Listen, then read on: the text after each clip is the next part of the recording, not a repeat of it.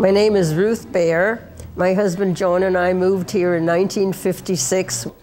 Hi, I'm Arnie Richter. My name is Barbara Weiss. I came here in 1958 as a bride. Hi, I'm David Weiss. I was born into CSI in 1961. I am Erwin Cavey, lifetime member of CSI.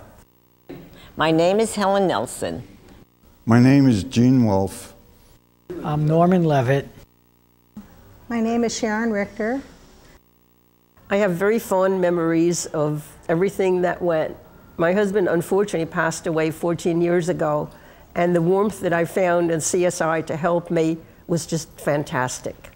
I have a great pleasure now that my son and his family moved to Briarcliff a year ago, and their oldest is now going to CSI Religious School. They joined the temple, and they just love it up here, which to me is the best way of carrying on a tradition. I have very vivid memories of the old building, remembering saying to my husband, Robert, if we had 75 families, can you imagine all the things that we could do? My name is Jerry Citron. I'm a native of Ossining. I was born and raised in Ossining.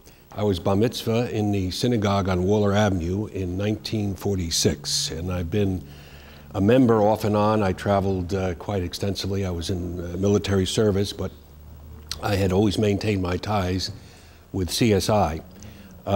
Few of the interesting things you might want to include in your archival material. My grandfather was one of 4 brothers. My grandfather was the same grandfather as my cousin Gene over here, who, with his 4 brothers, basically founded the original synagogue on what is now Hunter Street in Ossining. Our daughter Emily is the first girl to be bat mitzvahed on a Saturday morning. It was in January 1975. That was an historic day for us and for CSI. I was bar mitzvahed in 1942. My son Robert was bar mitzvahed in 1964. My daughter Carol was bat mitzvahed in 1965. My daughter Randy was bat mitzvahed in the new synagogue in I think it's 66. And my grandson Brian Wolfe was bat mitzvahed in the year 2000. So my grandson represents a 5th generation of my family that has, I would say, grown up in the synagogue since my grandfather was involved in 1891. That I was one of the persons that voted to purchase this property to come here. And then when we came here, we had an old farmhouse, and the Cantor Sobel and the caretaker used that building. They slept there for a while. And I can remember my husband, John Baer, Bill Schachter, all carrying the Torahs down the steps of Waller Avenue, and that was in 1960. And I remember very vividly, as I'm sure all of you do that were there at the time, marching the Torahs from Waller Avenue to this building with neighbors flanking the streets, the police giving us a parade, and we marched from what was now the Emporium and all those stores. That was Date Shopwell. We all gathered there. Anybody that had a convertible car, the Torahs were put into the car, and we all marched with flags flying, blue and white flags. All the children, all the Hebrew school children, all the Sunday school children marched from that area to this area, and the ribbon was cut. It was a very emotional day.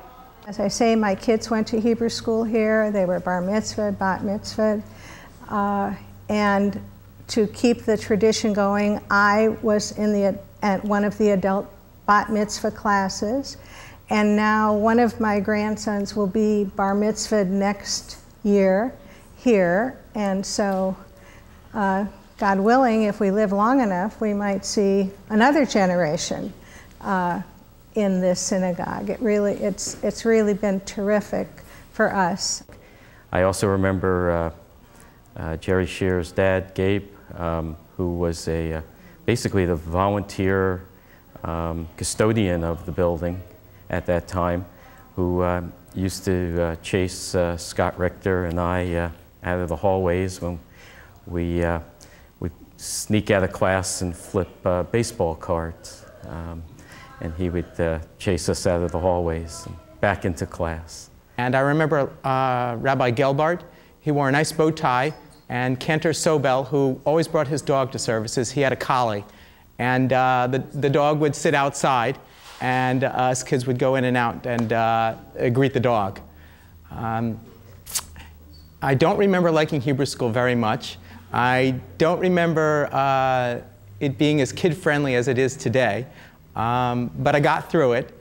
Irving Sobel's dog, which was Kelly, because it was taken from the name of Caleb. Well, I thought I'd like to leave something here, the synagogue. And the first thing I made is a yad. I don't know if you people know about it. It's used in a small sanctuary. It's made out of walnut. Later on, I thought I'd like to leave something around here for memory, so I made this piece of sculpture, which is now hanging. It's the Ten Commandments. Also signifies a different type of trees by indicating the different type of leaves that they had at that time in Israel. And I only knew that from books I got pictures of here.